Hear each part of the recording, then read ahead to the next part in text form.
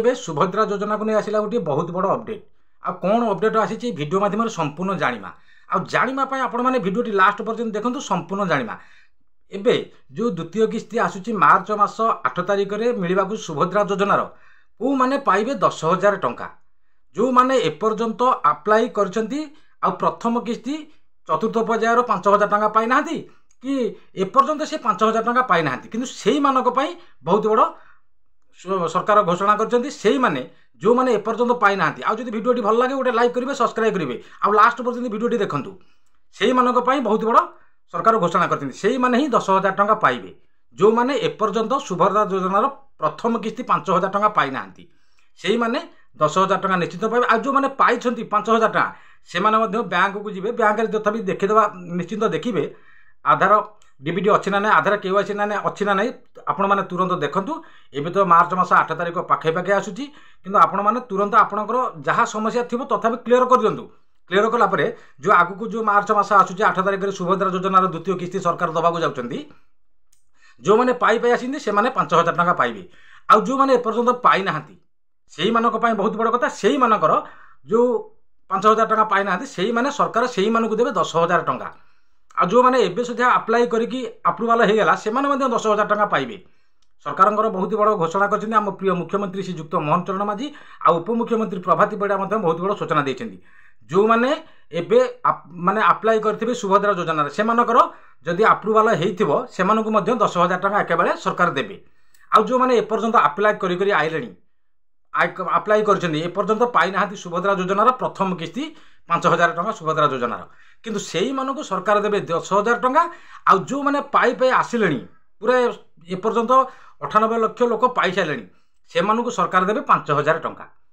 ये जो द्वितीय किस्ती मार्च मास 8 तारिख आसूची से ही आपण मानकु 5,000 टଙ୍କା मिलिबो। किंतु बहुत बड़ कथा आपण मानक तुरंत जाकि बैंक पुणी थे चेक चेक कर दिंतु, ना पैसा आसो पुणी अटकी सरकार छाड़े पैसा पुणी अटकी रही। किंतु आपण मैंने जाकि आपणकर बैंक रे आधार डीबीडी अच्छी ना ना, डीबीडी माने केवाईसी सब आपणकर देखीदे। तथापि यही मोबाइल माध्यम एमपीसीआई देखीदे क्लीयर अच्छी ना ना, सब ठीक ठाक कर दिंतु। जो मार्च मास पाई आपण मैंने 5,000 टଙ୍କା, तथापि आपण मानकर सन्देह क्लीयर कर दिंतु। बैंक को जी, बैंक जाकि जहाँ त्रुटि थी पुणी देखीदे आधार डीबीडी अच्छी ना नहीं, डीबीडी लिंक अच्छी ना नहीं, केवाईसी अच्छी ना नहीं, सब आपण मैंने क्लीयर करदेला। जो मार्च मास 8 तारिख आसूची सरकार जो दबाक जाउछन्ती द्वितीय किस्ती सुभद्रा योजनार आपण मैंने जो पाई आसुँच आपण मैंने 5,000 पाइबे। जो मैंने एपर्यंत पाई ना अप्लाई करदे से 10,000 टଙ୍କା अकाल पाइबे।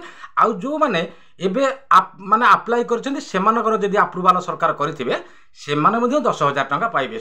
उपमुख्यमंत्री प्रभाती परिड़ा बहुत बड़ घोषणा करछन्ती। आम प्रिय मुख्यमंत्री श्रीजुक्त मोहन चरण माझी बहुत बड़ घोषणा करछन्ती। एबे तो 98 लाख लोक देछन्ती क्लीयर करछन्ती सुभद्रा योजनार प्रथम किस्ती टଙ୍କା। आउ जो मैंने तो पाई ना कि से 10,000 टଙ୍କା पाइबे। कि तुरंत आपण मैंने तुरंत जाकि आपणकर बैंक जहाँ समस्या पाई आपण मैंने पाई 5,000 टଙ୍କା। पुणी आपण मानकर जदि डीबीडी कौन असुविधा थी कि असुविधा थो आपण मैंने चेक कर सन्देह क्लीयर करदेला निश्चिंत आपण मानक मार्च मास 8 तारिख 5,000 टଙ୍କା। जो मैंने तो पाई ना से 8,000 टଙ୍କା ये 10,000 टଙ୍କା पाइबे। आपण मैंने तो पाई आसी 5,000 टଙ୍କା सरकार आपण मानक देबे। किंतु बहुत बड़ कथा है जो मैंने अप्लाई करुछन्ती सेमानकर एबे अप्लाई करछन्ती सुभद्रा योजना रे अप्लाई करछन्ती, किंतु सेमानकर एकाल 10,000 टଙ୍କା मिलिबो। सेमानकर सरकार यदि अप्रूवाल करिथिबे निश्चिंत सेमानकु मिलिबो 10,000 टଙ୍କା। बहुत बड़ घोषणा करछन्ती आम राज्य सरकार श्रीजुक्त मोहन चरण माझी, आम प्रिय मुख्यमंत्री श्रीजुक्त मोहन चरण माझी आ उपमुख्यमंत्री प्रभाती परिड़ा सदाबेले कहउछन्ती जो मानकर आधार माने डीबीडी देखिए माने त्रुटि कौन अच्छी सुविधा माने स्थिर माने ठीक ठाक करूँ। आपणकर केवाईसी ठीक ठाक बैंक जहाँ त्रुटि अच्छी मैडम सदाबेले कहते बैंक जहाँ त्रुटि अच्छी सब क्लीयर माने क्लीयर कर दिंतु।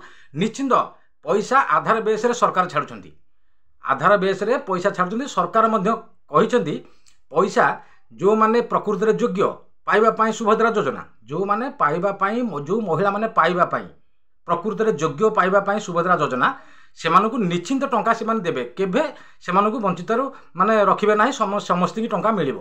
बोले उपमुख्यमंत्री प्रभाती परिड़ा बहुत बड़ घोषणा करछन्ती। आ पाखे पाखे टाइम आसिला आपण माने तुरंत जाकि एबेठू सबु समस्या क्लीयर कर दिंतु। बैंक रे जहाँ समस्या अछि जो मैंने पाई देबे से माने देखि दिंतु आपणकर डीबीडी अच्छी ना नहीं, आधार केवाईसी ठीक अच्छे ना। जो मैंने पाई थे जातु आ जो मैंने पाई ना से जीवे से एका बेले 10,000 टଙ୍କା देबे सरकार बोली बहुत बड़ घोषणा करछन्ती। आ जो माने अप्रूवाल जो मानकर हेइथबो अप्लाई कला समय पर आपण माने जनसेवा केन्द्र रे जाई चेक चेक कर दियंतु सब समस्या क्लियर तले ये जो मार्च मास द्वितीय किस्ती दबाक जाउछन्ती सरकार सुभद्रा योजना आपण मानकु सेही किस्ती रे एका बेले 10,000 टका मिलिबो। किंतु जो माने पाई नाहांती ए पर्यंत सेही मानकु 10,000 टका मिलिबो आ जो माने पाई पाई आसुछन्ती से मानकु 5,000 टका सरकार देबे।